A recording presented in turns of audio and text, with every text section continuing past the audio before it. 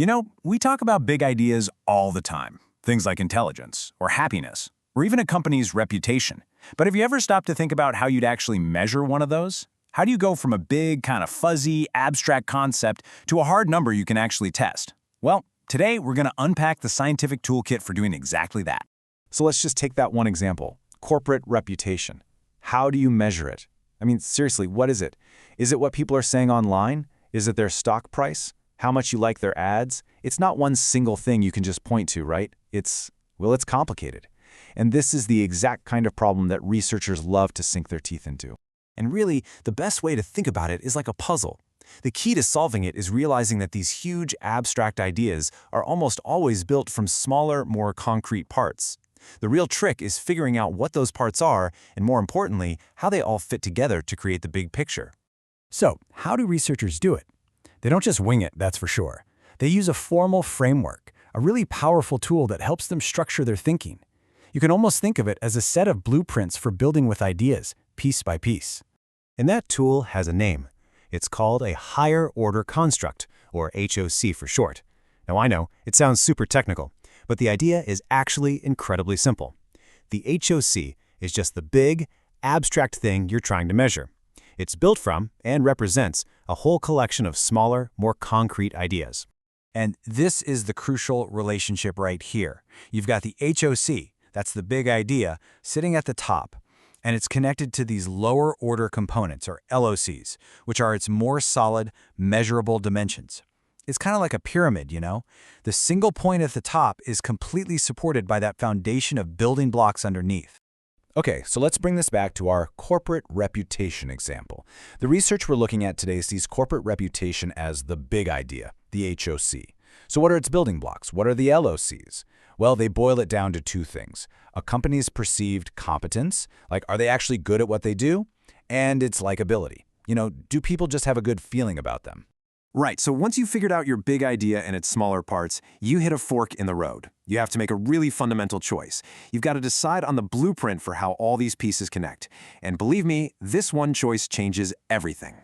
The question you absolutely have to answer is this: do the smaller parts exist because of the big idea, or does the big idea exist because of the smaller parts?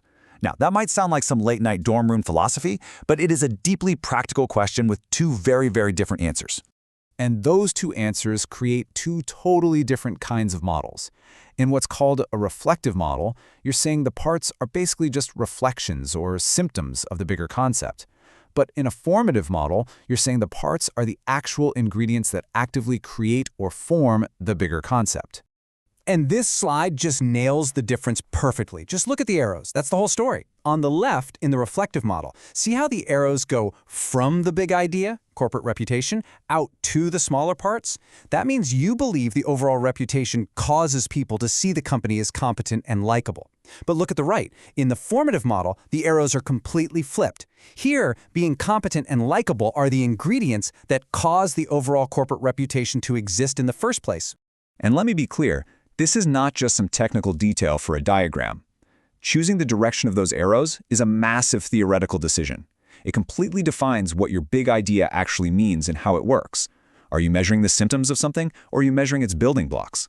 It's a huge difference. Okay, so you picked your blueprint, you're either going reflective or formative. So how do you actually, build the model and get the numbers? Let's touch on the mechanics just for a second. Now, there are a few ways to get this done, but one of the most common and solid methods is called the two-stage approach. It's just a really logical way to deal with these different layers of ideas. And here's how it works in a nutshell. It's pretty intuitive. In stage 1, you run your analysis only on the smaller parts, the LOCs, like competence and likability. Then for stage 2, you take the scores you just calculated for those little guys and use them as the direct inputs to measure your big idea, the HOC. It's a super clean, step-by-step way to build up from the details to the big picture. So, you've designed your model, you've run the numbers, you've got a result. Awesome. But this is science, so the next step is maybe the most important one of all, the reality check. You have to prove that your shiny new model is actually any good. This is where the rubber really meets the road. I mean, does this intellectual structure you've so carefully built actually mean anything in the real world? Is it consistent? Is it reliable? Or is it just a nice-looking diagram that kind of falls apart when you poke it? So to validate the model, researchers ask a bunch of tough questions, like are the measures for each part consistent? Do the little pieces really fit together to represent the big one? And here's the kicker. They have to ask, is our big idea truly its own thing? For example, is corporate reputation, as we've defined it here, really distinct? Or is it just a fancy new name for something we already know, like customer loyalty? Let's see how they test that. Now, this table looks a little intense, but it shows you exactly how they answer that last question. It's a test for something called discriminant validity, which is just a fancy way of proving that two concepts are actually different.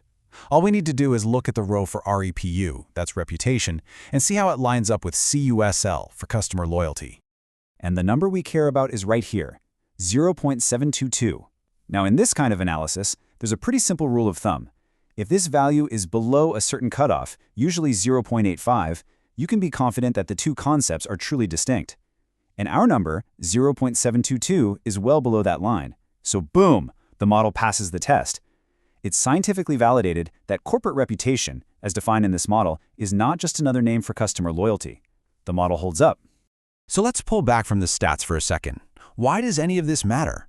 Why does learning about higher-order constructs matter to anyone who isn't a researcher? What's the real takeaway here? Because this is so much more than just a statistical technique. It's really a mental model. It's a structured, disciplined way to approach any big, complicated, fuzzy idea you might face, whether it's at your job, in your studies, or even in your personal life. Thinking in this layered way forces you to break down overwhelming complexity into pieces you can actually handle. It helps you balance that big picture vision with the nitty-gritty details that actually support it. It gives you a roadmap for tackling these huge ideas. And in the world of research, they have a great word for this: parsimony, creating the simplest but most powerful explanation possible. So, the next time you're faced with a really big, abstract problem, maybe it's defining what success means for a project, or trying to understand what well-being means for you, just ask yourself that question. What are the concrete, smaller parts that either form or reflect that big idea? You might just find that it's the key to finally getting a handle on what really matters.